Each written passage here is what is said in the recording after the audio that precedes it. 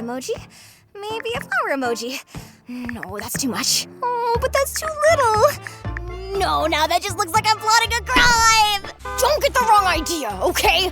I'm not competing in this stupid race because I care or anything.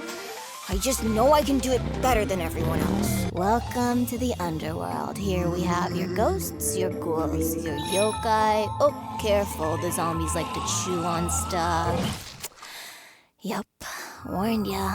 Gimme one. I said, gimme one of those stupid frog ice creams! Don't you know who my daddy is? Blonde wig? Check. Clone security badge? Check. Another flawless disguise executed by yours truly?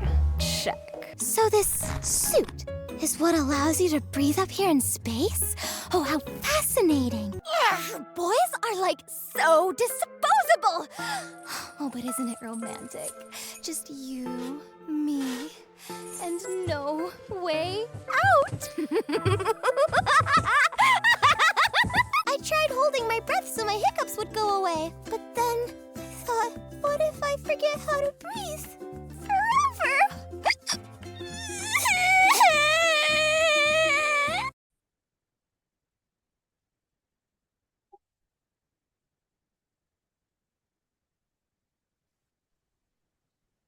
Hello. Hey, how are you doing? Good, thank you. How are you? Oh,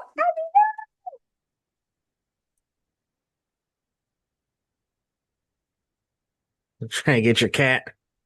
it's International Cat Day, so she needs a spotlight too. She does Okay. not like being held though, so it's her spotlight, and that's that. There you go. How's your day going, Ami?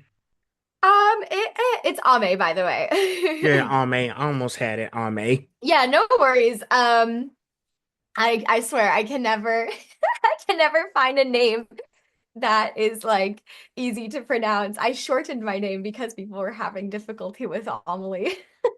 I understand. I Wait for it to understand. happen again. No, it's funny. It's funny. It's fine. Um, I have been good. It's been a chill day. Thankfully, like all I had was like auditions today, so I got to do that Um, after this. But yeah. yeah, how about you? It's great. I'm sorry about the time frames and all that stuff, because I was like, I didn't put a time on that email. No, you put 5 to 8, and so my tired brain thought like because I was transferring the time zones, Hmm. and I just didn't respond which time I had chosen. So that's also my bad. It's But time zones okay. are a time zones are a bitch anyway. It always happens. It's all good. Hey, it's fine. And listen, I just, I had to, like I said, I had to eat something. I was trying but my mom was saying she hasn't cooked anything yet, so I had to eat something because I hadn't eaten since lunch at 12, so I was kind of hungry, so I had to eat something. No, you're good. We're again, like I said, we're chilling and it's important to eat. So Yeah, and I don't had to don't get, worry. and I had to get some nails for my door because the nails started coming off the hinges. So I had to make a trip to Lowe's and get some new nails to put in the door. So after we get off, I'm gonna try to fix the door. You are So all good. Don't worry. sure thing. Busy, Well, busy day. yes. Well, if the small talk is over, I guess we can go ahead and get this thing started, shall we? Think so, yeah. So, so greetings, everyone. This is Phil. I'm host of the Conversation Podcast, and yes, the season three premiere continues. So, I have a special guest with me, here today. Introduce yourself. Who is Ame Bell? I'm speaking to tonight. I'm Ame. Nice to meet everyone. I am, I guess, primarily a voice actor, but I also do cosplay, ASMR, or I kind of like. I've dipped my toes in just about anything creative. Like I can rig a VTuber because I went down a rabbit hole last year.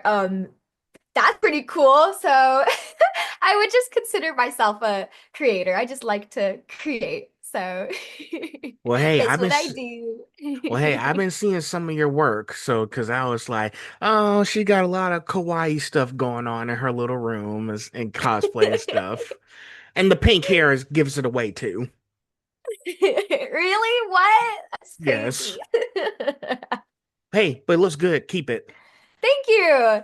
No, I've please. decided it's my personality, so Well, it suits your personality. thank you. So, now before we get into the main event, let's start with a little bit of an icebreaker. Now, what's one place that you really want to travel to, but you haven't yet? I probably already know the answer, but go ahead. Do you want to do it probably I have two places, but one of them you're probably is the one you're thinking of. Do you want to say it on the count of three? One, two, three. Japan. Japan. See, I knew. See, I already knew the What? answer. The Wii wants to go to Japan? That's crazy. Yeah, that and the second place is Hawaii. I've always wanted to go to Hawaii, especially for the surfing.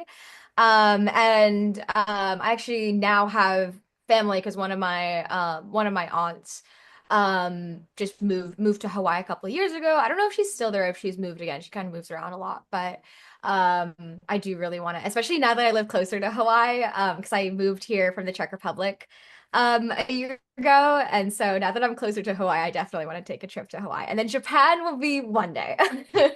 Oh, I had plans to go the next month for my birthday, but that's not gonna happen because I've been traveling all summer, so I'm gonna have to save that for at least maybe either early 2027. So we'll see what happens. That'll But be it's so so fun though.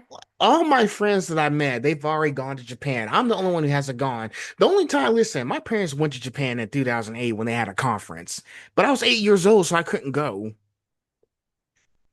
Yeah, I feel the same way. All my friends have gone to Japan, and talk about it all the time. We're talking about going again. I'm like, I haven't gone Yeah, I know yet. I know I'm trying to go there, but oh, my mom has another conference, but this time it's in Japan for 2028. Well, So that's if you don't get to go next year, then you'll there's get to go that. then, hopefully. But it's kind of hard, but I'm trying to find some friends to go out with, it was kind of hard because everybody's so busy and schedules be conflicting, but it's a work in progress. Well, that's a discussion for another day. So I'll figure it out. I mean, we'll both figure it out. We'll both figure it out. We'll both figure it out. So, well, now that the ice is broken, let's go ahead. Sorry I was so late in sending the questions. I forgot to send you those, but I think you had 2 hours to look them over, right? Yeah, we go So, with the flow anyway, so so okay, two hours should have been more than enough for you to look at it right quick. So I did, don't worry. so there's 20 questions, but some of them are going to be like put into like two parts, okay? Like 2 to 3 parts, just to make it go faster, okay?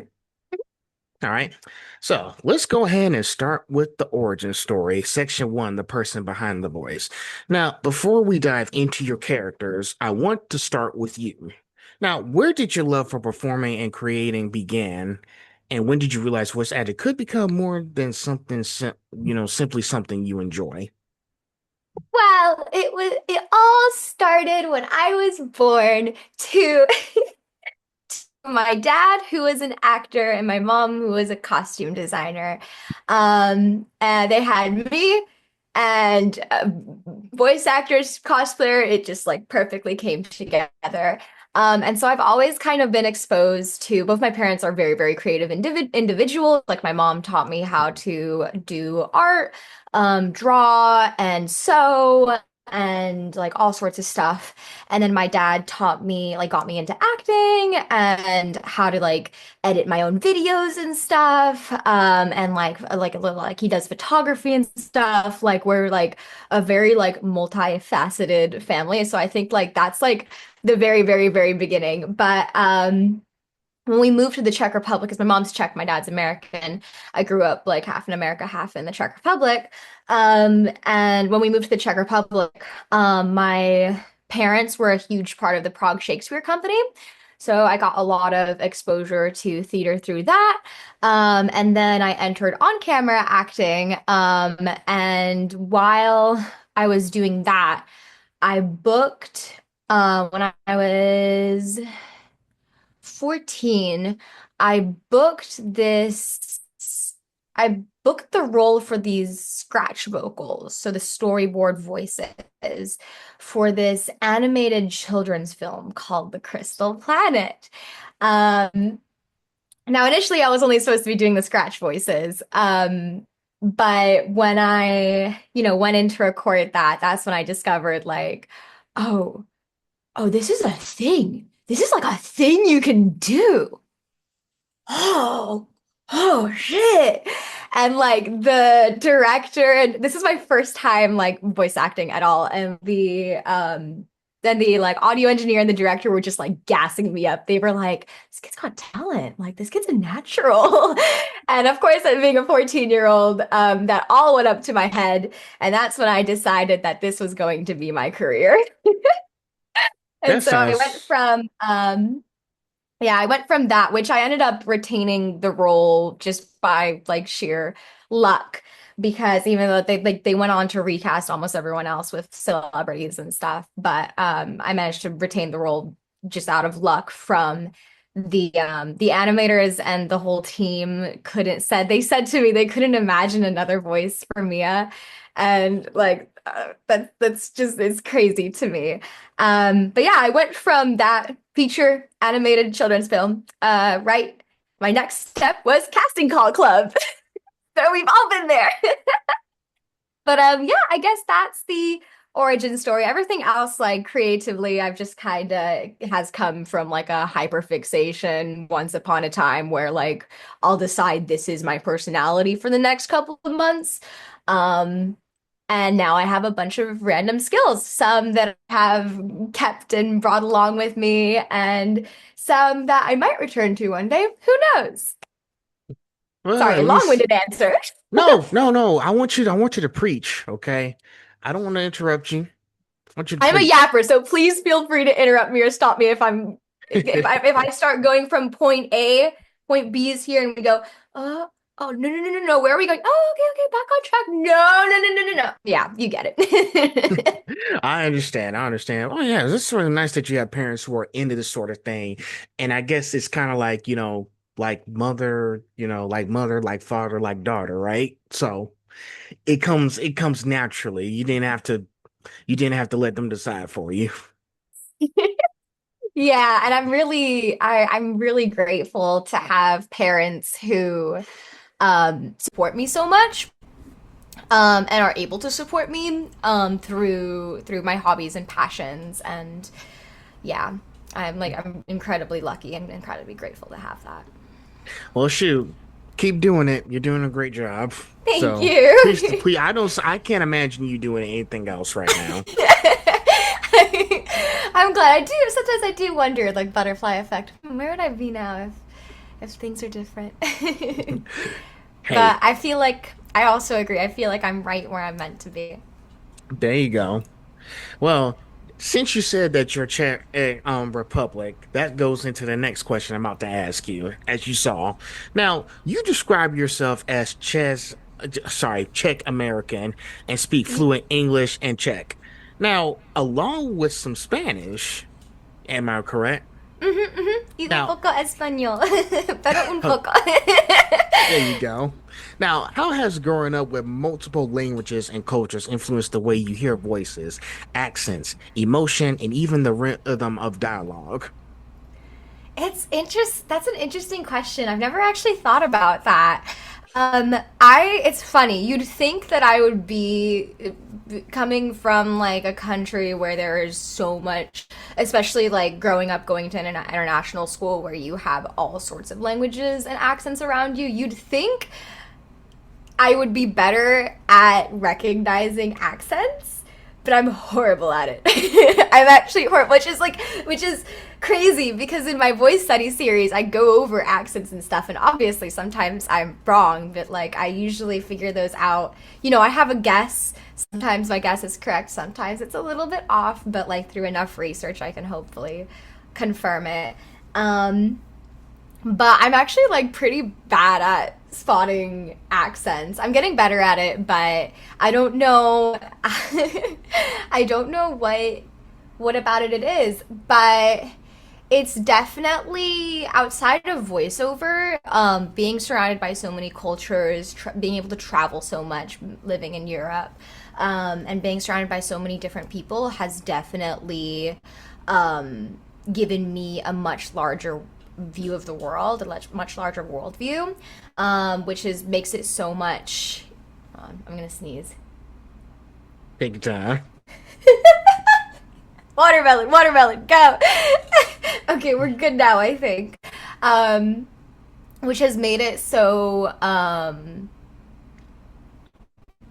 guess like it's been easier to keep an open mind, especially when it comes to creating characters, and understanding cultures and different people, and being able to emphasize with other people and other characters, which you can attribute back to the voiceover work, I guess. I think it's definitely, having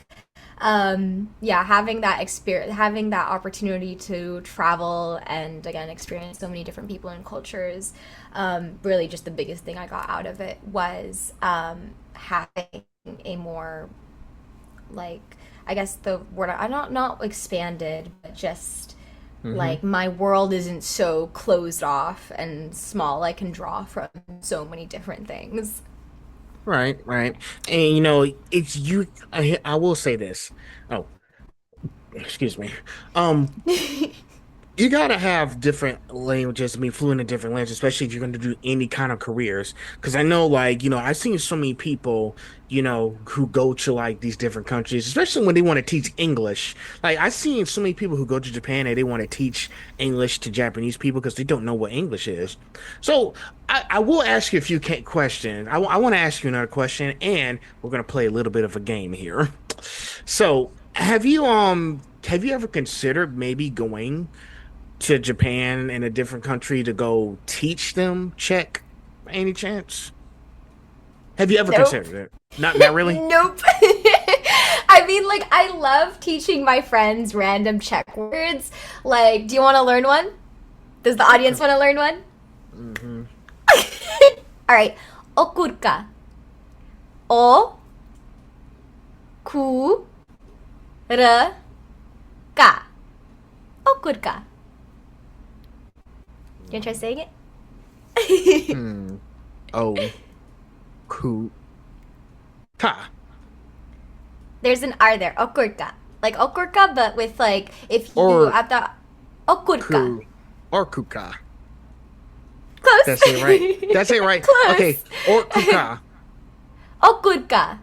It's almost like an L. The R is almost like an L. It hits the tip of your tongue hits the roof of your mouth. Okay. Hold on. I'm trying to get it right. O. O. O, O. like O, but O. like what, like O, O. ku, Ku. r, r, Lera. ka, Ka. okurka. Shit. It's okay, it's okay, it's okay, it's okay. Lesson over. Or kuka. Good job. Okay. And what does that mean? Cucumber. Cucumber. Cucumber. It's my favorite word to teach people.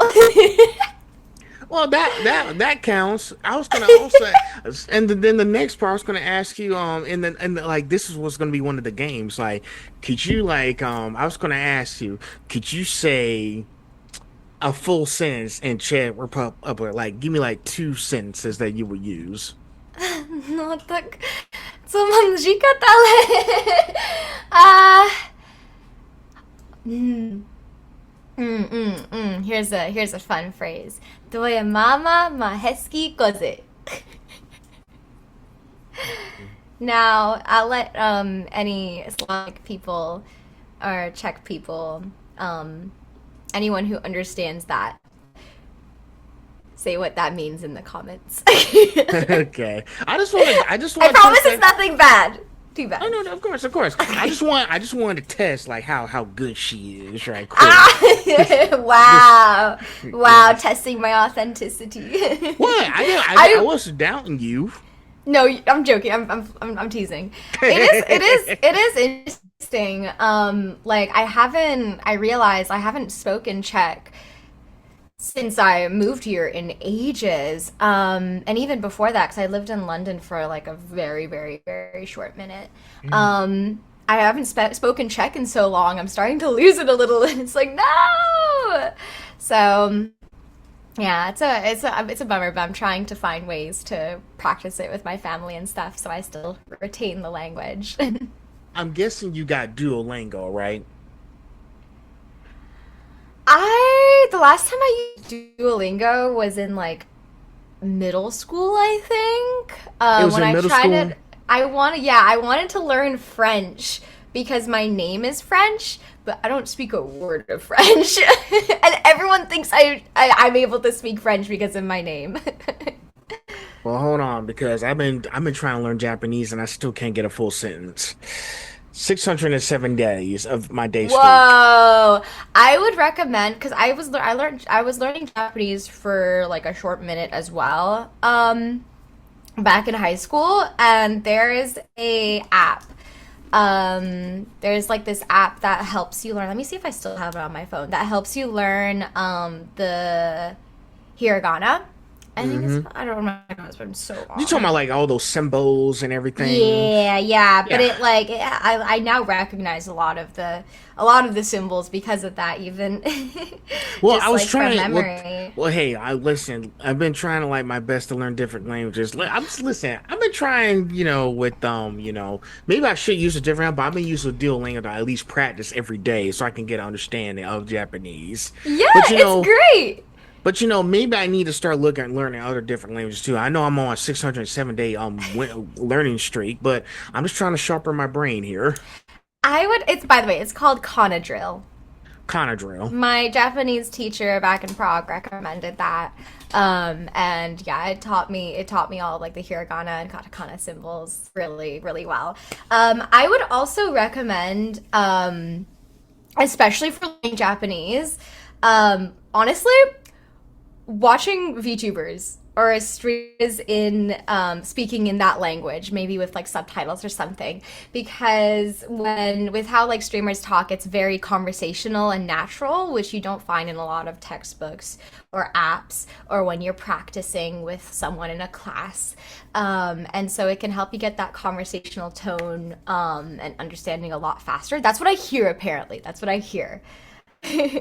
Okay, I'll take a look at it. But yeah, I think with as far as the media is concerned, with y'all having up with new shows, I think Crunchyroll just dropped a new show. I can't remember what it was, but they were like in a desert or something. I don't know what it Oh was. yes, the Mongolian witch.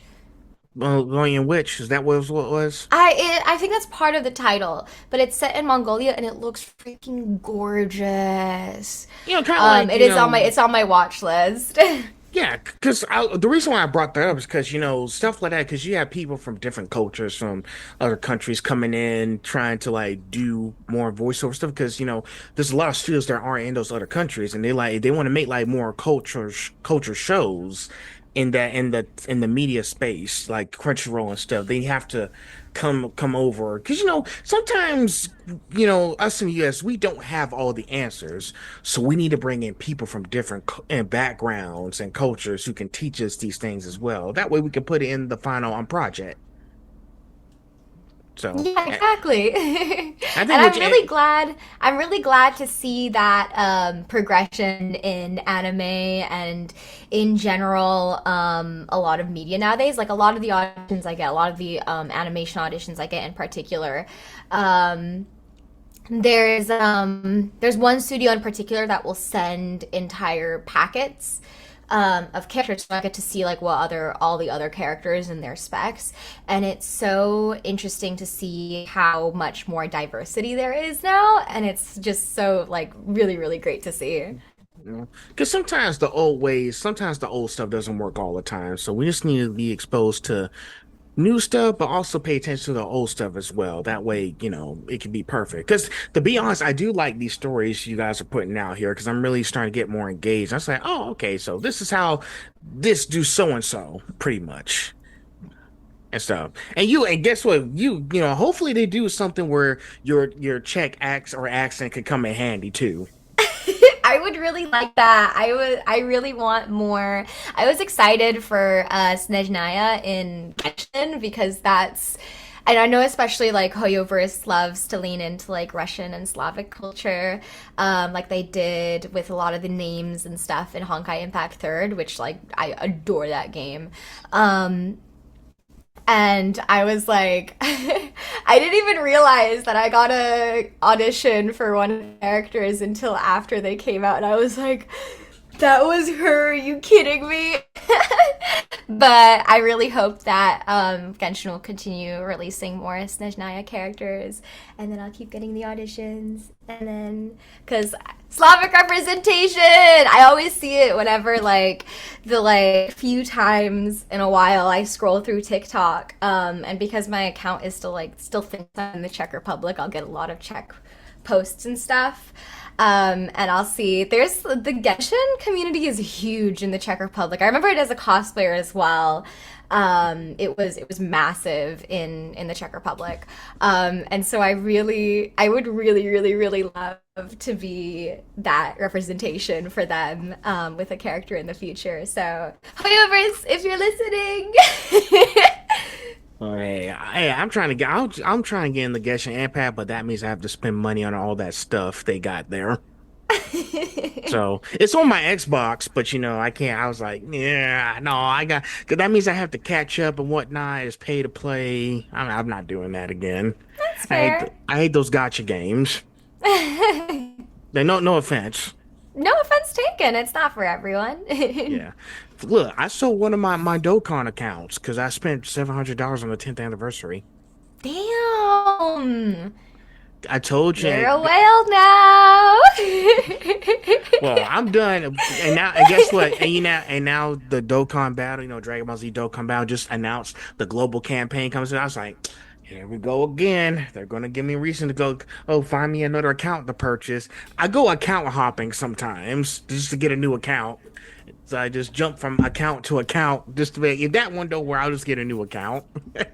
I did that. I did that with Valorant because I had friends. I only played Valorant for like the first year it was out before people figured out the meta and it became boring for me.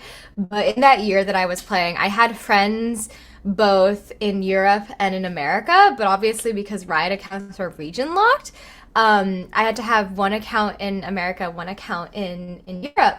So after I spent money on the American account, and I was like, I don't want to spend a bunch of money on skins on the European account now that we're playing on Europe.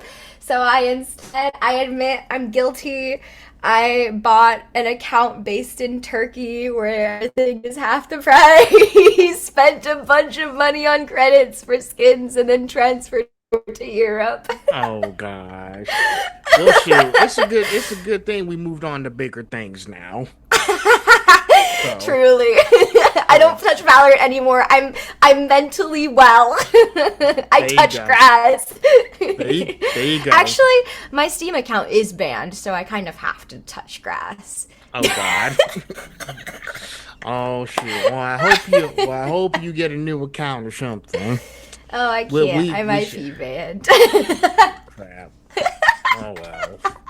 Well, it is a funny story, though. It is a funny story if you want to guess how that happened. no. How'd it happen? Now I'm interested. Wow. It's not as actually interesting. I just hyped it up. Because I moved from Eastern Europe to America, Steam thinks I sold my account, and so they banned my account for 13 years. Oh hell. So if you're an Eastern European looking to move to the US, I wish you luck. I wish your Steam account luck. Hope it survives the move. Mine did not. Oh boy. Well, Okay. Anyways. you're good. So this next one's going to be a two-part question, okay? Because it goes in hand to hand together. So you're not only a voice actor, you're also a vocalist, artist, and cosplayer. Now, do you see those as separate creative outlets, or are they different pieces of the same creative identity? And part two, you said that you continually train and hone your craft. What's something about voice acting that you once thought you understood, but training completely changed your perspective onward? That's interesting. That's an interesting question. I would say with the creative outlet versus part of the creative person, I would say both. Honestly, like it's a creative outlet and it's a part of me. It's a talent, it's a skill. They're talent, they're skills, but they're also things that I love to do, and being able to like I if I can't I don't know how to be bored, which is not a good thing. But whenever like I have nothing on the to-do list, nothing to do, nothing I'm working on, I legitimately I go insane for a day. I don't know. I'm always busying myself, always like running around doing stuff. My mind can never sit still. I'm trying to learn. I've been like getting into like meditation and stuff. I've been trying to get better at it, but yeah, I think they honestly go hand in hand. I think you need, I think those creative outlets end up eventually and progressively becoming a part of your creative person as well. And for the second part of the question, I think for voiceover specifically, auditions. Auditions. I did not realize. I mean, auditioning basically is the job, and then booking it is just the bonus fun part. Like a lot of us voice actors will be doing like audition after audition, audition after every single day, you just kind of have to like, really get into it, really immerse yourself in the world and the character, and then just send it off into the void. And there are some days where you're good at that, and there are some days where you want a character so badly that you will not be able to let go of them for ages. And then you'll get really sad when you see when your friend does the role announcement and you find out that you indeed did not book them. But yeah, auditioning. I didn't realize that there was a whole art to auditioning. There is so much. It's a game, basically. It's a game you have to play because every casting director is an individual person, and some casting directors love pre-life, love ad-libbing, love improv in their auditions, and other casting directors will immediately skip your audition if they hear even a breath or a sigh or an effort or anything before your audition starts. And sometimes the only way you can know this is by taking a workshop or a class with them. And most of the time, you don't even know who you're auditioning for. So that's just an example of how much of a game it is. And then I had one casting director, or like a couple casting directors actually say, in their workshops and classes, they made a huge point out of not missing the turn in an audition. Every audition has an emotional turn in it somewhere. And when they get really angry, apparently, if they hear that the person missed that turn. So now I'm like looking way into like the turns into the audition and the emotional turns. And it's interesting because I got so in my head about this, and all the training I was doing was like taking workshops as casting directors to get myself in front of people, to get more work and to, show them, hey, I exist and I know how to do this. You can finally book me. That I got so into just like focusing on the auditioning part of it that, like I realized like, oh my God, like I've gotten so into this audition game that I'm losing the like acting and fun part of it. And I had this when I was getting directed for an audition by a friend not too long ago. He said this to me. He said, "Dare to be boring," or just like bore me. I forgot. It left my head exactly what he said. But yeah, it was dare to bore me. I was like, what? What do you mean? Like, yeah, I'm supposed to keep you, like, when you're listening to the audition, I'm supposed to keep you hooked like that. I'm supposed to, like, invoke emotions in you. But, like, no, like, dare to warn me, like, be natural, be conversational, be real. Yeah, you truly never know. Auditioning is a whole game in itself. And so I think when when I really started my training arc here, that was like what I learned the most was everything that goes into an audition. Well, I will say this. It's not, and I said this before, and I listen, you'll probably hear this from the rest of the previous episodes I've done. Voice acting is not an easy job at all. It's not. Auditioning and stuff, you also get to be faced with a lot of rejections. Like shoot, like you have to put in like so many hours just to like probably like 200 hours, even more than that, to make sure that you're getting the roles that you're hoping to get. And it's like, oh shoot, well, we did the best we could. So guess what? I just keep on fighting Yep. and just like find the next thing to do. Like sometimes, you face with a decision like, okay, well, this I ain't get this role or something. What can we do in the meantime? Because I know, and like I said before, you also do art and you're a cosplayer too. So it's like, oh well, I got other stuff I could be doing because this isn't my only career. Also, because I think you more than proved that today, Ame. Yeah, my brain works in funny ways. That's why I always tell people that I feel like a lot of voice actors, I've been trying to teach people recently, I think a lot of voice actors look at social media wrong. And look at it as the chore they have to do for self promotion, blah, blah, blah, blah, blah. No, no, it's a creative outlet. It's always been. It's just a platform. It's just you creating something and pressing send on the group chat of the world. And I think a lot of people are missing out on that. A lot of voice actors will put all of their creative energy into auditions and get burnt out by doing so. I mean, it happened to me too. And will get depressed when they don't book anything in a while, and like, hey, that happens to me too. I went through it just recently. It happens to the best of us. It's totally normal. But I think a lot of people could also they look at booking a job and playing a character as their one way to use voiceover as a creative outlet, when there is so much potential in creating your own work. And that doesn't necessarily mean make your own animated series or make your own comic or something. No. Look at your unfair advantages. Look at what you have that nobody else. Think of yourself as walking into a grocery store. What do you have that all these other people don't? It could be, where you live, or like your hobbies or interests. Do you have a game you really love to play? Boom, that's an unfair advantage. And just think about or like talent, skills, and just think about combining those into coming up with ideas that are unique to you, and just post them, create them, post them. And honestly, like, content creation has been, and being able to combine all of my skills and talents through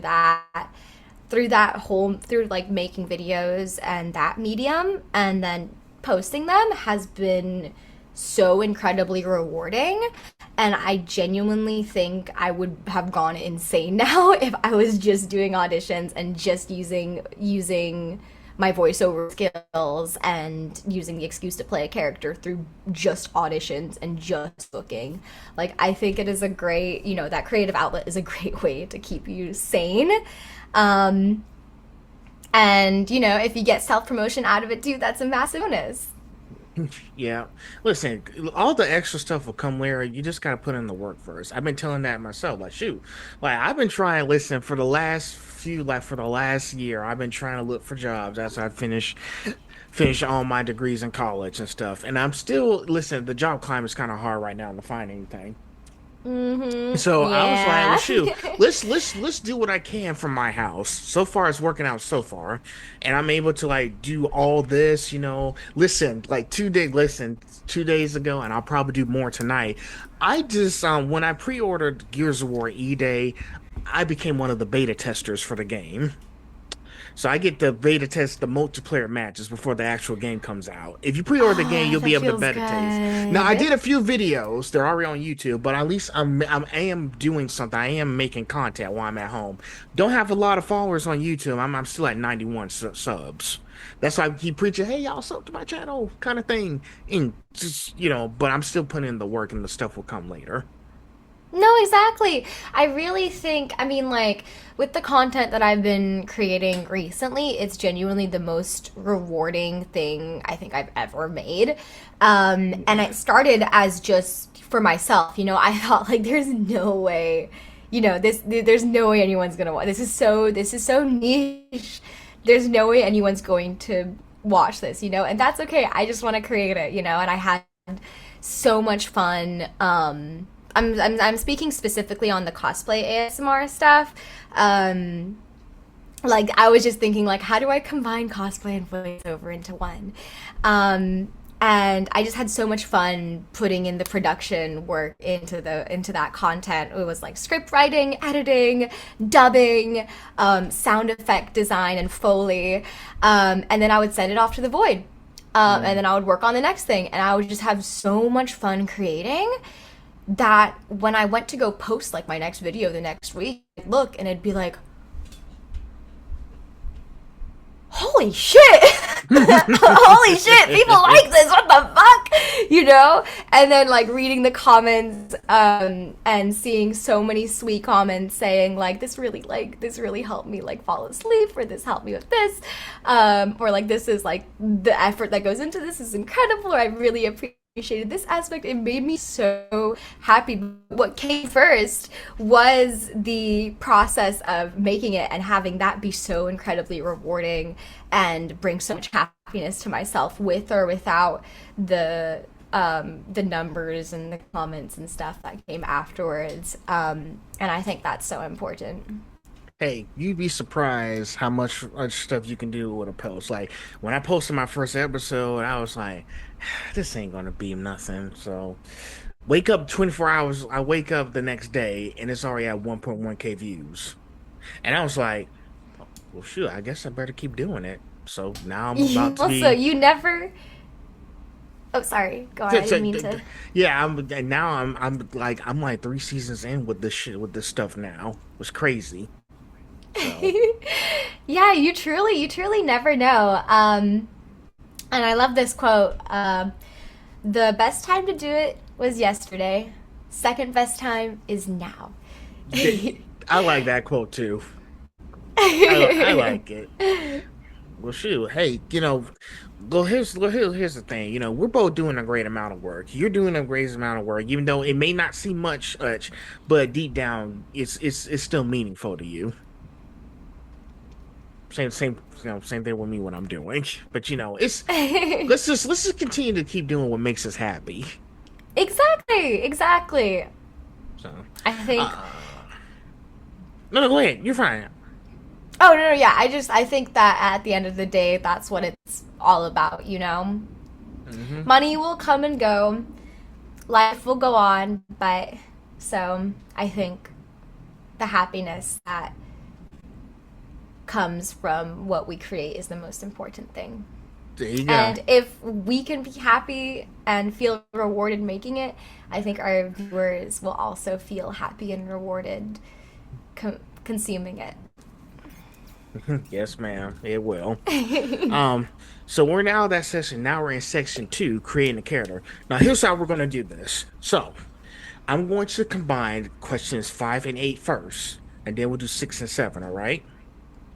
All right. So you described your range as everything from elementary school kids and teenage girls to warriors, bullies, and even adorable mascots with hidden agendas. Now, when you receive a completely new character, how do you discover who that person is beyond what's written in the script? At part 2, because your voice can naturally sound youthful, how do you distinguish between voicing a child, teenager, college student, and young adult without simply making each character progressively higher or lower pitched? Oh, that's interesting. That's so much.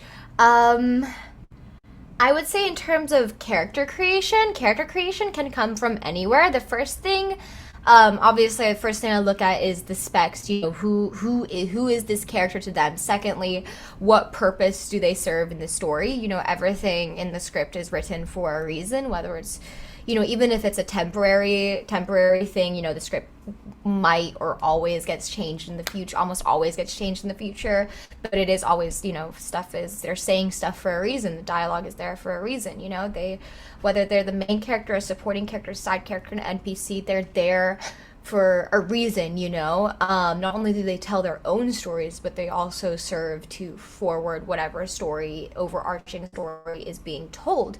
The third thing is character archetypes. Always fits into some kind of archetype, and so, you know, that also goes into, you know, what role do they play in the story, how do they progress the story. Like, for example, in anime, an easy thing to look at is, you know, is this character a tsundere, a kudere, are they a yandere? Aderes are like a great example of that, of archetypes. And yeah, I'm sure like everyone's familiar with a lot of like anime archetypes. I think are the easiest to look at, because they're so full of life and have so much into them, and are also so what's the word I'm looking for? So recognizable. Yeah, and then finally, you know, looking to seeing how this character applies to yourself, applies to myself. You know, what parts of myself and my experiences can I bring to this character, can I put in this character? What part of myself can I put in this character that will make them unique and interesting? And yeah, and then finally, like, wrapping that all up in a nice little bow and doing your best. And then in terms of playing different ages, it really isn't just the voice, you know, especially in anime. Like, when they say a character is 20 years old, you can probably age them down by a good couple of years. And again, it comes down to, voices also come down to archetype. Like, for example, again, I'm going to use anime as an example. For example, a shy, quiet character will probably have a more like breathy, quiet voice, like almost instantly, like usually, or for example, the color, a character's hair color can say a lot about their personality and archetype. Like, for example, a white-haired character, again, will probably be that spacey kind of doll-like character that has that more breathy voice. Or a red-haired character will have a more powerful voice with a more fiery personality. Oh yeah, but ages, that's right. Mannerisms. Like a child, for example, will probably not be thinking about the words they're saying.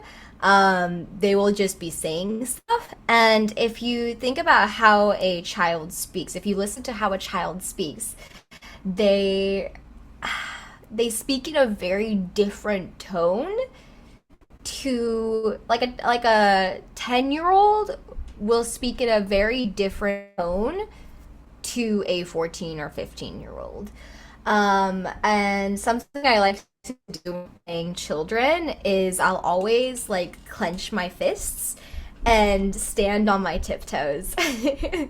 It makes a little difference, but it makes a difference. It definitely helps your performance become a lot more childlike and childish. Meanwhile, I usually, whenever I get a audition for, or I'm playing a character that's like a specific age or age range, especially when they're a child, I'll usually look up videos of like funny videos on TikTok or something, just so I can listen to. I think I swear, FBI agents, this is.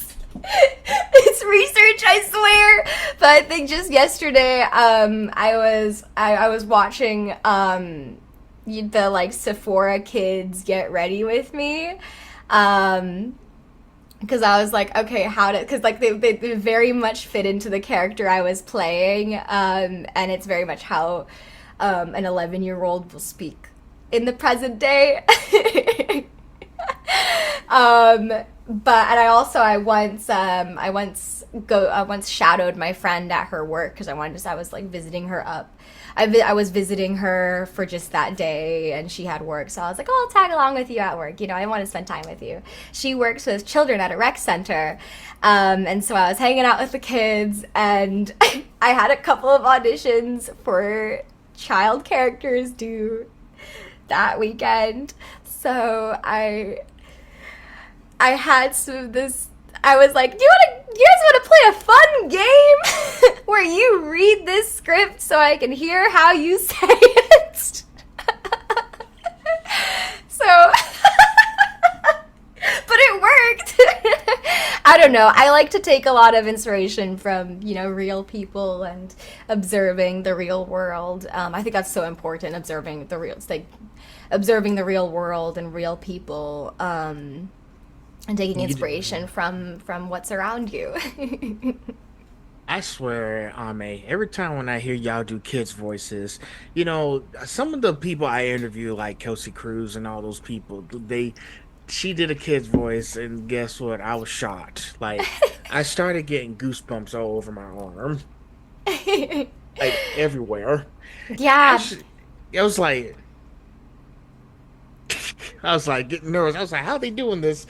I'm just getting goosebumps here. And it's kind of freaky and weird. Yeah, it really depends on the genre and media as well. Because, for example, like an anime. I mean, it depends on the subgenre in the anime, of course, True. too. But like an anime little boy will sound very different to a real life little boy, or like a boy in like in an animation that wants to sound more natural. If they're looking, for example, if they're casting real children as well, that tone and voice is going to be very different to like an anime little boy that sounds like, has the voice in the chest and stuff.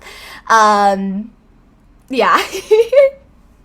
Wow. And to be honest, I didn't understand at first, but I am getting more used to females voicing little boy characters. I mean, we've seen it throughout the years with all these different shows. And I was like, you know what? It really doesn't faze me anymore. I mean, it makes sense. Why not have women voice little boy characters that men can't do? Sometimes males can't do that. It's kind of hard. So, yeah, we need people who can do that. I always think about like playing video games, and if you'll use voice chat as a woman, it'll be like, "Are you a little boy?" And then like or you hear a little boy and it's like, "Oh yeah, it makes sense why, it makes sense why a lot of women play little boys." It's because their voice is up here. Wow. Okay. Well, sorry, I'm just trying to carry my thoughts. I'm still getting goosebumps listening to you doing all that stuff. Thank you. But listen, I think it's a good thing, though. Like I said, I've gotten used to it. But hey, it seems like you enjoy it, so I'm not going to mess that up for you. I like playing pretend. There you go. Here's the next two-part question. Now, you said every character has a story to tell, right? Now, what does that philosophy mean to you as an actor, especially when you're playing a character who may only have a small amount of screen time? And part two, which is harder for you? Creating a character who is very similar to your natural personality, or someone who couldn't be further from who you are in real life? Why? Okay, hold on 1 second. I want to look up a definition of a word or not a definition, but I need to remind myself of this word I learned recently. Really? Yes, 1 second. I swear this will make sense. 1 second. Take your time. Hey, like I said, I come with receipts. Okay, so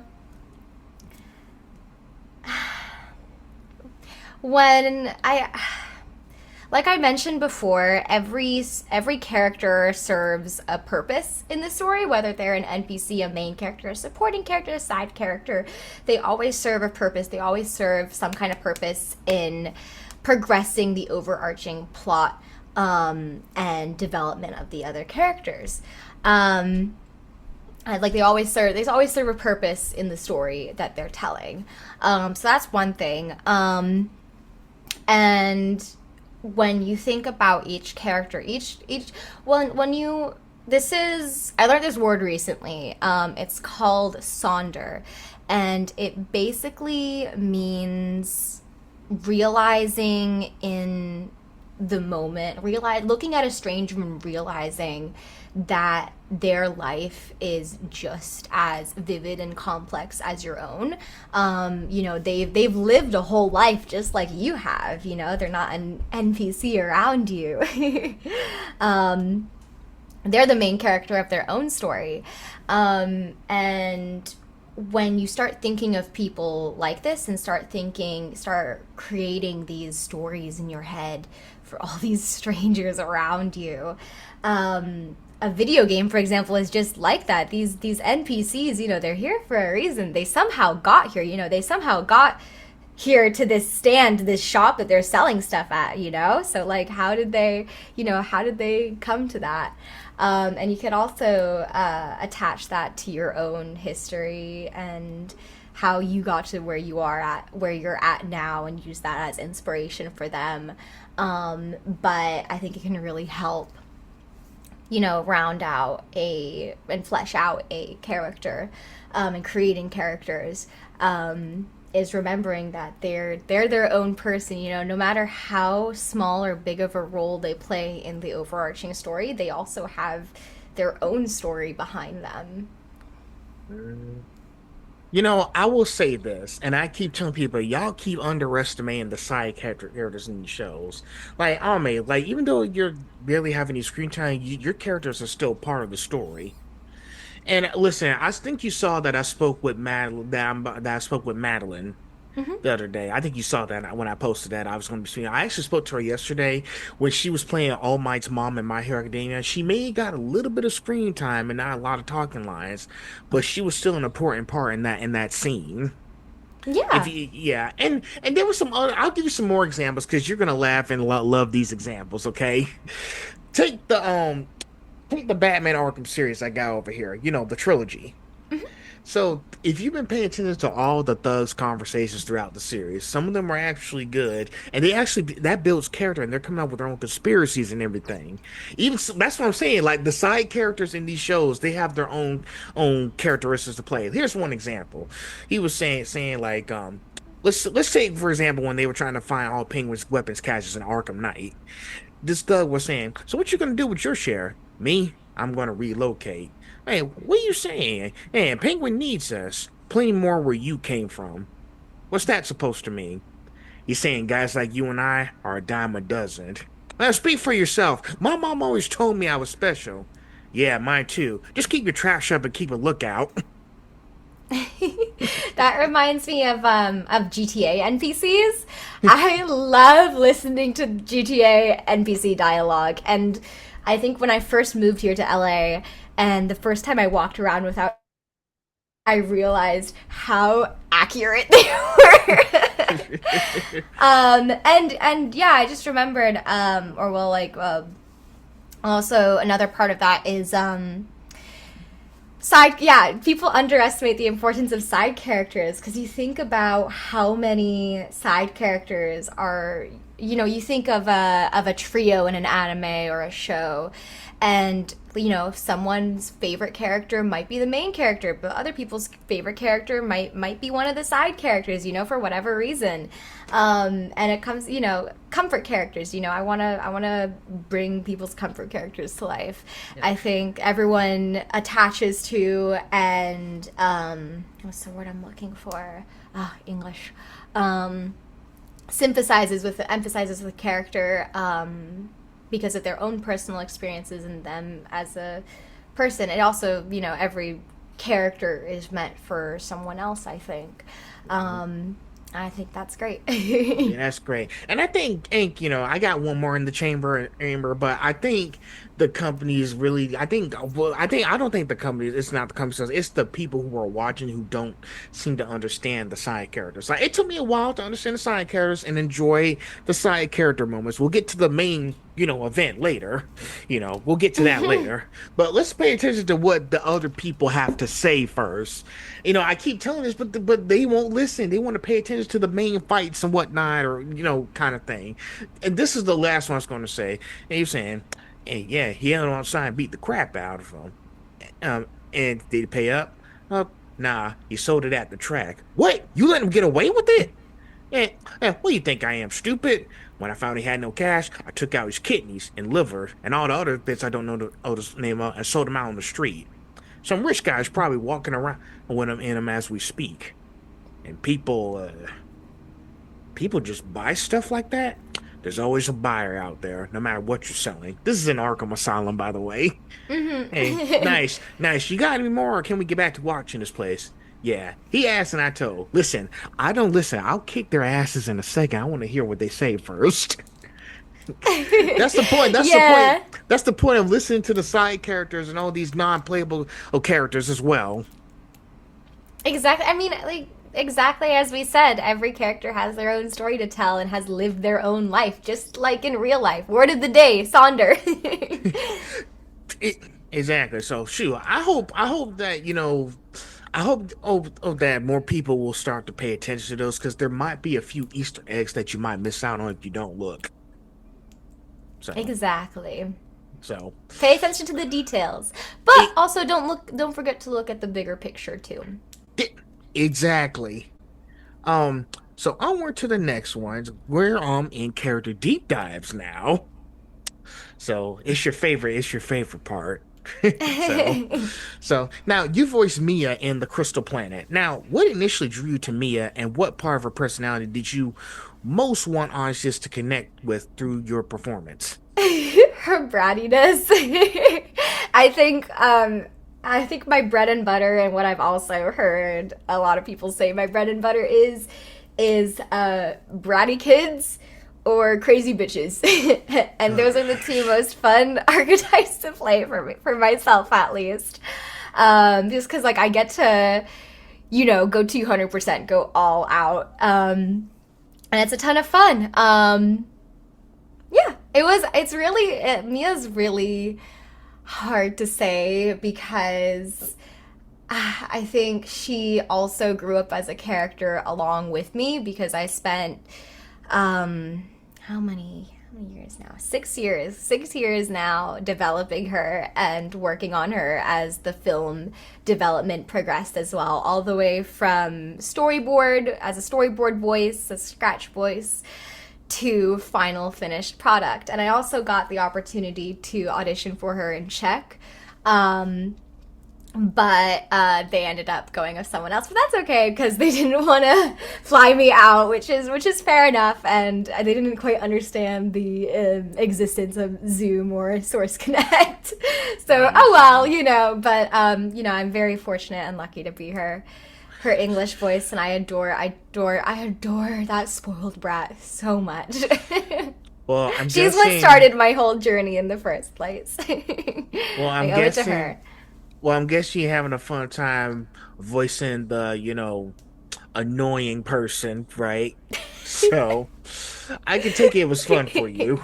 I grew up being the annoying kid, so but you yeah.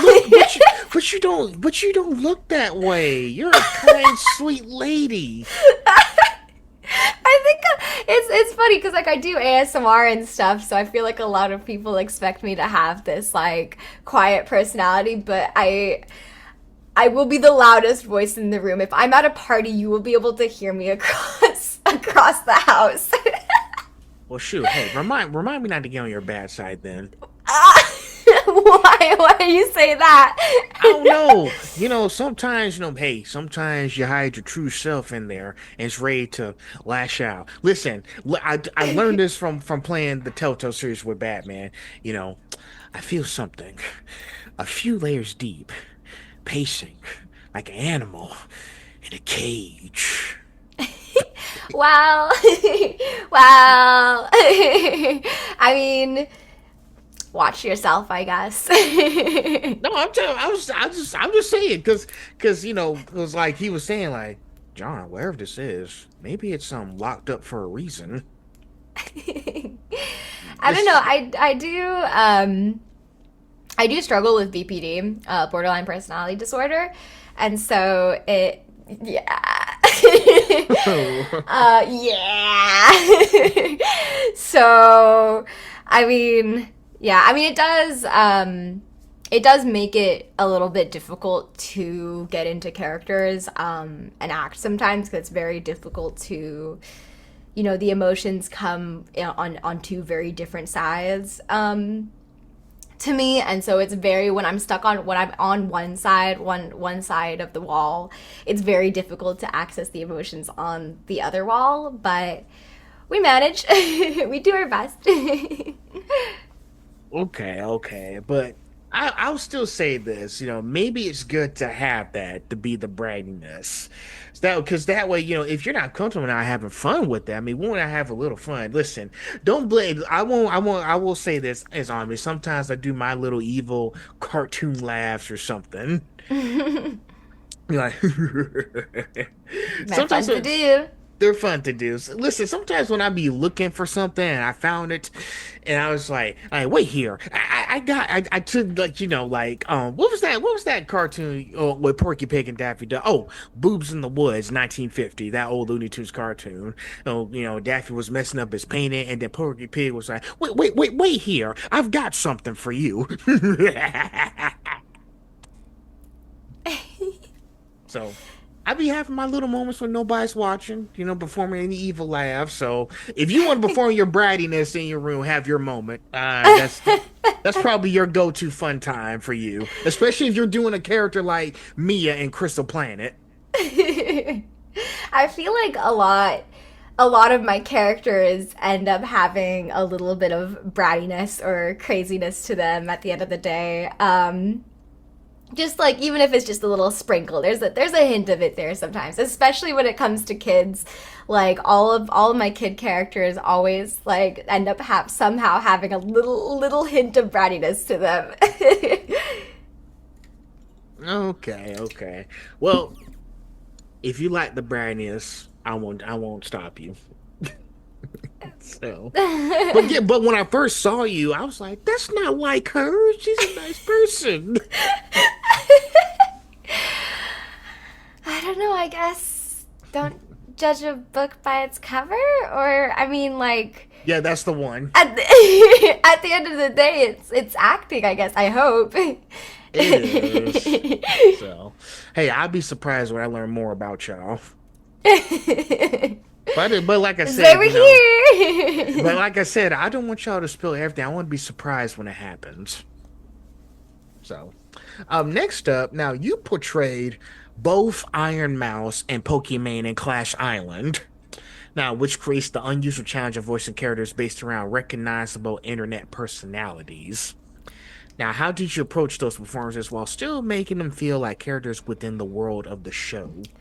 Well, it did help that I was approaching them from an unbiased opinion because I wasn't too familiar with either creators before. Like I knew of their existence, but I wasn't too familiar with either creators before I booked them. And so I was able to approach them with the idea of them being characters, and just being able to use their internet personalities and their real life counterparts as an inspiration and a base for those characters. And I very much, over at Clash Island, we try and make it really, really clear that these characters are characters and not the actual people. They're characters that exist in this world, and they're obviously they're going to be a little bit different than their real life counterparts. Actually, I got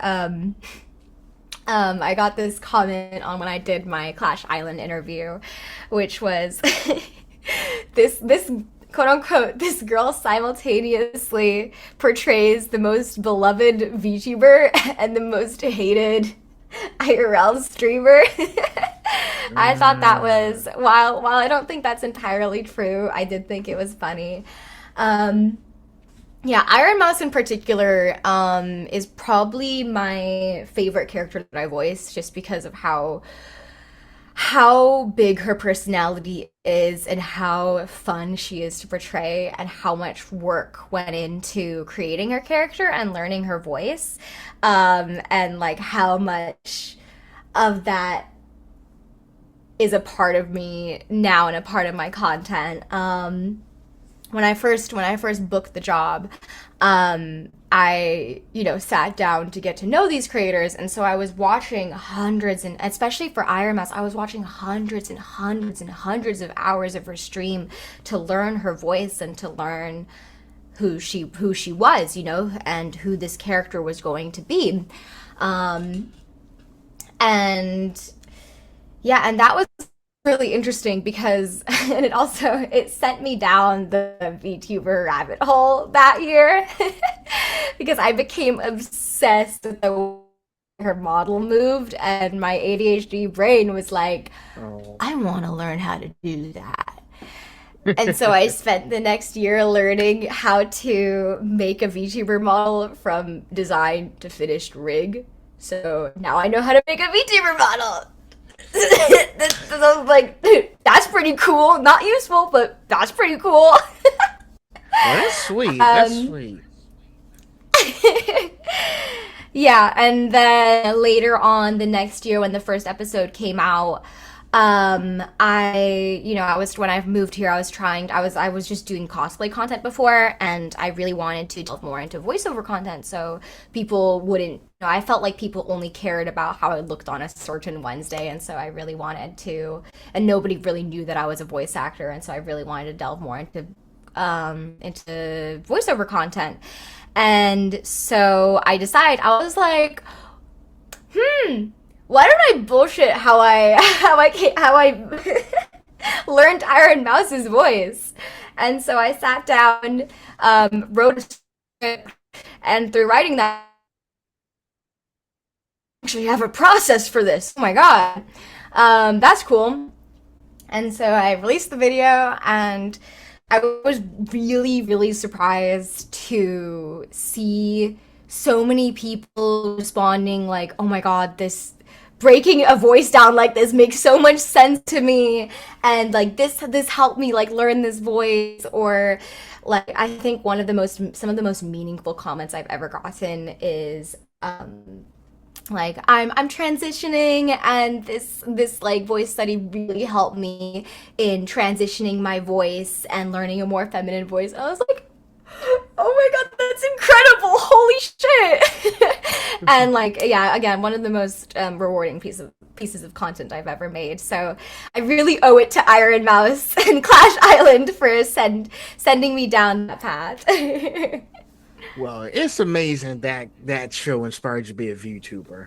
I'm actually thinking about doing VTubing at one point. I just don't know who to go to or who to ask to do that kind of stuff. You know, but I guess I won't know until I just been so busy that I didn't have a chance to think that. But yeah, so yeah, that's exciting stuff. Like all that stuff got you to doing the cosplay and everything. I was like, man, this show gave me so many ideas to try out. I want to be able to start them as soon as I get home. Yeah, yeah. I mean, I think like with getting into anything, I don't think it's nice when you have a friend you can go to and have them get you into it, because you get to I always prefer that over if I have a friend with expertise on something, I'll just message them instead of Googling it, because at the end of the day that's more meaningful. And yeah. But I Okay. also think you can, if you want to get into something, you have all like the resources and information at your fingertips at the end of the day. And so I think really starting with consuming it, and then, looking into how to get, like, again, the best time to start was yesterday, and the second best time is now. So if you want to become a VTuber, become a VTuber. Yeah, I just need some help to know how to do that first. Well, So, there's a lot of online resources. I mean, like I learned like how to rig and stuff from tutorials and whatnot. So I think I like it's the I'll beautiful take thing about the internet. I'll take a gander at it. So, all right, now there's three other characters. Now, listen, I'm gonna let you choose the third one, and then we'll get to the end of this. Okay, which one would you like me to do next? Arisa, Alex, or Izzy? Which one do you want me to do?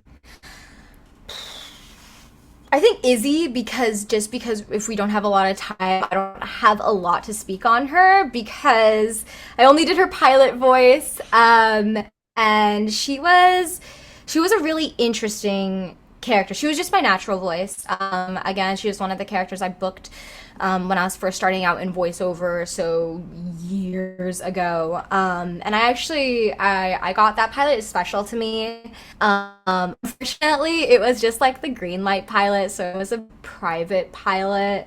So it's not available online anywhere, unfortunately. But it was still really meaningful to me because my brother also booked one of the pilot voices. Um, and so I got to do table read with my brother, and I got to record that pilot with him. And the interesting premise for Animalies was all of the animals were disabled in some way. So Izzy was Yeah. wheelchair, was in a wheelchair, and so this was back in the day, especially in the Czech Republic, where I feel like we're very behind on the times. And so diversity casting, especially in the Czech Republic where the pool was much smaller, wasn't really a thing back then. Um, but I'm still grateful to be able to portray a character like that. But I'm really glad that it's now gone to someone more fitting for that. But yeah, especially Izzy is dear to me because she was one of the first characters I booked and one of the first characters I got to create, and I also got to experience that with my little brother. So yeah. Well, here's the thing. It's better than nothing. Take it. Take it. Even if it's not, this goes back to what I'm saying. Even though it's not a big thing, it's still something. It's still contributal to the what you're trying to put out there. So I think, well, let me ask you, did you enjoy it?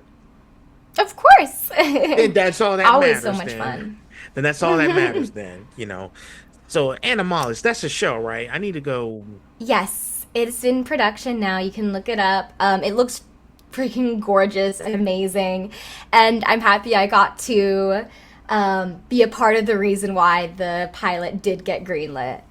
All right. I'll make sure to take a look at it. I'll do it for you. So now, last question, and then we'll be in the next one, okay? Now, looking across characters like Mia, Arissa, Alex, Izzy, and your other roles, which character has forced you furthest outside your comfort zone? And what did that character teach you that you've carried into later performances? Iron Mouse for 100%. Iron Mouse, like I think I already, went in. She was definitely my most difficult performance because learning the accent, her mannerisms, because they all come from a real existing person. That was really challenging, and like I had to learn a whole new accent and stuff for her. And I really hope that I'm able to portray her in a genuine and good way. But learning, putting that much work and effort into a character and then being able to bring that on to learning other voices, as it inspired me to start my voice study series, which now like I use to create more character voices. I look at other VTuber voices and creator voices, especially those who are, unique, real voices, and basically take aspects of those to put into performances and creating other characters. Like for example, one of my voice studies I've done is on the VTuber Camilla, and I've used her voice, or rather like aspects of her voice, for a lot of characters that I've used for auditions, and like her voice is one of my go-tos now. It's one of my favorite to do. And I would have never gotten the inspiration to do that if it weren't for Iron Mouse and learning her voice and what, all those different aspects of her voice. Yeah, so it was a lot of work, but it was probably my most rewarding and fun role in terms of learning and growth and enjoyment.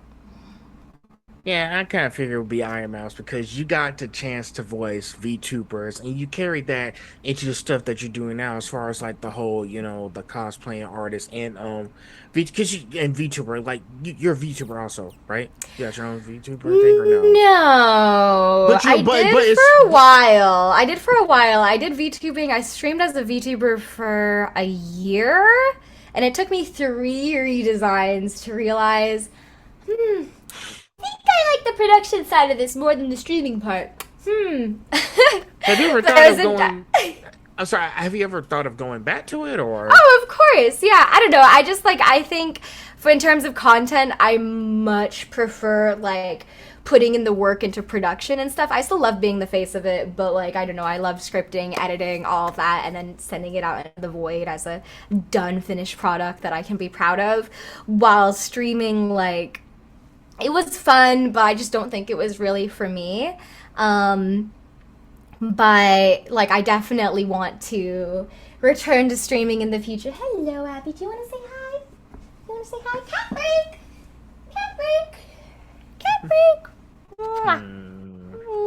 You're my She's fourth baby you're girl. you are my 14th cat person. Yeah. Oh. Voice actors and their cats. It's the perfect combination. Hey, Um, I interviewed a drag queen for Pride Month and she has 3 cats. yeah, we love cats. We love cats. Yes, but where was I? You was with the talking about going back to streaming and Oh stuff. yeah. Once some of my more mainstream games come out, I definitely plan on streaming them and creating. I do want to cosplay some of my characters, but I definitely plan on creating cosplays for my future characters and streaming as them. I think that'd be really, really fun and really cool. So, but it'd definitely be something that's here and there and not regular because. Did you just hear my stomach? No? What? Oh, I didn't hear My you. stomach just growled so loudly. I think it's dinner time. Excuse me. You're good. Just because when I pick up something new or I get into something, I go all in. And usually end up getting burnt out very quickly because of that. And so sometimes I have to really pace myself when getting into something new or starting something. And so I think, it's definitely something I want to do in the future, but in moderation. Well, hey, listen, take your time. You'll get to it when you get to it, okay? Shoot, I had to delete my whole gaming channel because it wasn't gaining enough traction or whatnot. Listen, I was at 88 subs, so I was like, you know what? Let's just put everything into one channel. I also focus on the quantity and not the quality of it. So yeah, it'll come. Listen, Ame, it will come when it comes, okay?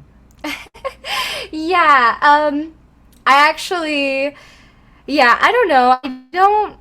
That's one of my regrets is, because I've been doing content creation since I was 8 years old. I actually had a massive Animal Jam channel when I was a kid. Um, and that was my first taste of success in content creation. And then from there, I continued to create more. Whenever I would get a new interest, I would create a new page. And then as soon as my brain decided, we're done with this, I want nothing to do with this anymore, I would just delete it. And I feel like if I had kept the same the same channel and the same social media pages, then I would have a really cool digital footstep by now. But I don't, and that's one of my biggest regrets. And that's why I don't, I hate having separate accounts. Like I don't want an ASMR channel and a cosplay channel and a voiceover channel. No. I want it all in one place. And that was one of the reasons why I think I dropped VTubing, is like it was just way too stressful to manage so many accounts at once. And I would just I don't allow myself to make any more accounts. And I Yeah, really don't do that to do think yourself. when it comes to, I wouldn't get too wrapped up in the numbers.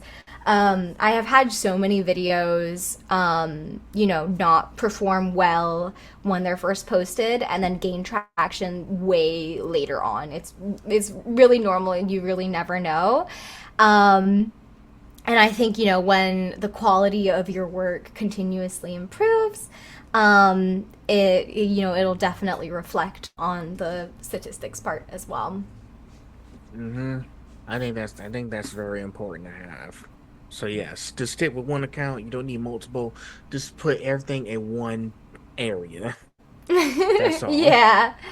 So, we're on that section now. I'm trying to go as fast as I can. Now, I'm just gonna do one questions for section four, okay? Beyond the corner booth, because some of these, I think, just like I said, you've seen some of these. Because some of them, I think it just talks about what we talked about at the beginning of this thing. So, let's just go with number 16, okay? You are also a vocalist. Now, how does your musical training affect your voice acting, whether that's breath control, emotional delivery, vocal stamina, or simply understand how to use your voice as an instrument?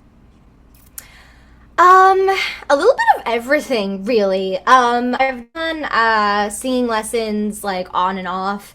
I'm not a great singer, but we're working on it. But what's more important is I have learned how to use my voice as an instrument and more properly and take better care of it.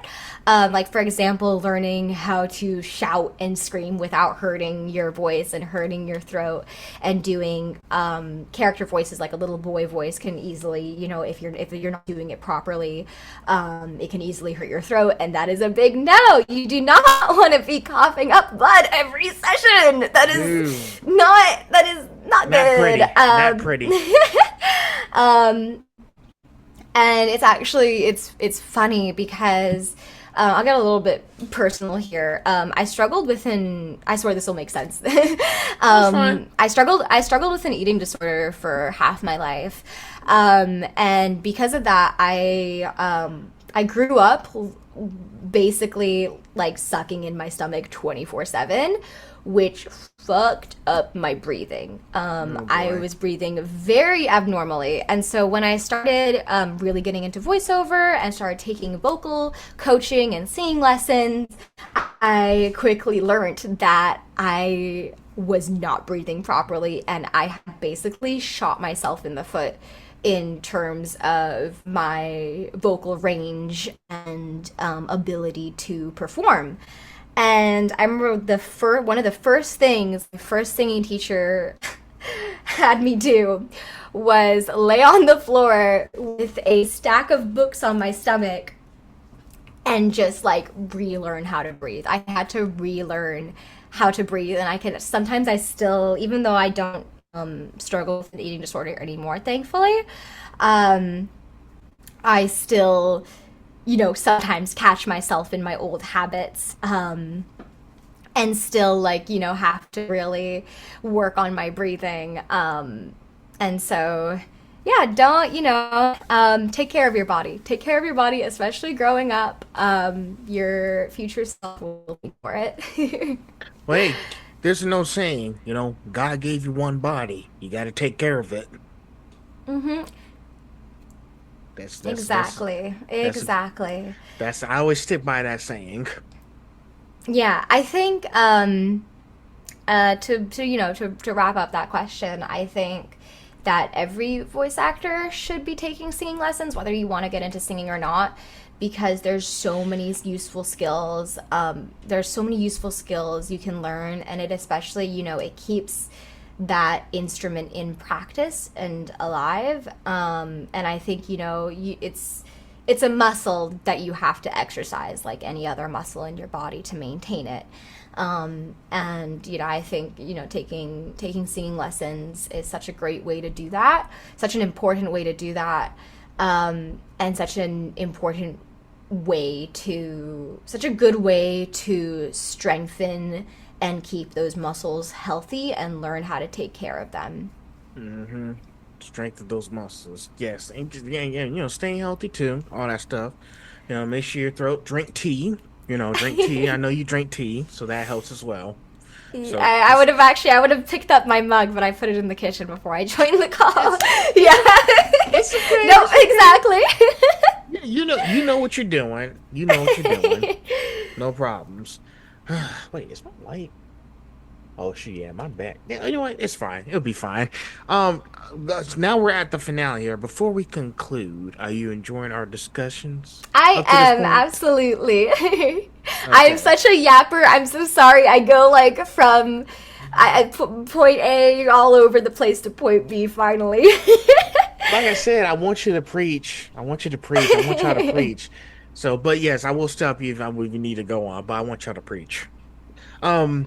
Let's see. Now, how am I going to do this? Okay, so let's make this into a two-part question, okay? Now, you're building your career during a period when voice acting is changing rapidly from remote recording and indie productions to new technology and increasingly global casting. Now, what kind of voice actor do you want to become as the industry continues evolving? Part 2. This is a good one. You're not surprised. I'm rubbing my hands here like I'm playing something. Forget it. Yeah, I'm listening. I thought you would laugh more. Imagine you could create your absolute dream role from scratch. No existing franchise. No casting restrictions. Who is she, he, or they? What kind of world do they live in? What do they sound like? And what would make you immediately say, I have to play this character? To answer the first part, I just want to be a voice actor. I just want to be able to make a career out of this love. Period. I don't know. I just love creating, and I'll be happy as long as I can, create something and continue to create something, anything, whether it's in voiceover, cosplay, videos, whatever. And the type of, I just want to be able to inspire others to also create and not be afraid to chase their dreams, and not be afraid to start learning something new, to start, even if, whether it's something you're interested in or not. I think people should, I want people to have the bravery and the courage to step into something new and unknown and maybe discover something new in doing so. And, I just want to see more creation in the world, because there is so much, even with so much, like, it seems like there's so much oversaturation in every genre and medium now. There is still so, like, every day it's proven that there is still so much new and unique and interesting things to be discovered. And so I want people to be able to continue challenging norms and continue just, creating and having fun and loving doing so, because I think the world, at the end of the day, it runs on a lot of things, equal amount creativity as anything else. But I really don't think the world would be as beautiful without people's creations and imagination. And then the second part, any character that has diva in the specs, that's mine. Okay. Yep, that any character that has diva in the specs, that's my character. And aside from that, any character that just is me, I think, like, I don't know, I don't know how to answer. Yeah, I guess just like I'll end it with any character that has diva in the specs. That is a character I want to play. That is a That's character I want. that's good enough for me. That's good enough. It works. And then lastly, to wrap this thing up, now, do you have any advice for anyone who wants to do this or any type of career they're pursuing? And also, what do you hope they recognize as a piece of you when they discovers your work for the first time, going through back all the characters you brought to light? Ooh, that's a good question. I think firstly, again, I love the quote, "The best time to start was yesterday, the second best time is now." Don't be afraid to start. You really never know what can come of it. And, the sooner you start, the sooner you can get better at it and be in a place of pride. Have it, be proud of your work. And yeah, I would really just say, just do it, just do it. There's really nothing to it than just doing it. And I think a lot of people tend to overthink starting something new or get overwhelmed thinking about it when it's really just as simple as doing. If you want to start voice acting, just look up the script and try it out, or repeat after a character. It can be as simple as that, or I guess like going all out, getting a mic or going on casting call club. It's really, there's nothing to it than just doing it. Or like you said, becoming a VTuber, there's nothing to it than just doing it. Google search how to become a VTuber, and you've started. Right. Exactly. Well, you heard it. Well, you heard from her. That's all you need. So, Truly, all you need is yourself and some willpower, I guess, and a fuck it. oh gosh. And then, well, sorry, what was the second part to that question? Second part is oh, sorry, my phone glitched for a second. Hold You're on. good. It's saying like, finally years from now when someone discovers your work for the first time and goes back to all your characters you brought to life, what do they hope they recognize as the piece of you exists inside of every performance? That's a good question. I It's a don't good know. thing. It's a good thing I muted my mic before I sneezed. Watermelon. Yeah. That's a good question. Even when I read over the questions, no answer really came up to mind. I think it really depends on the individual, and I really want, people to be able to relate to each of my characters and relate to me somehow, and however way they can, and however way they find best suits them. I really just want to give people an escape and inspiration inspiration, motivation. Yeah,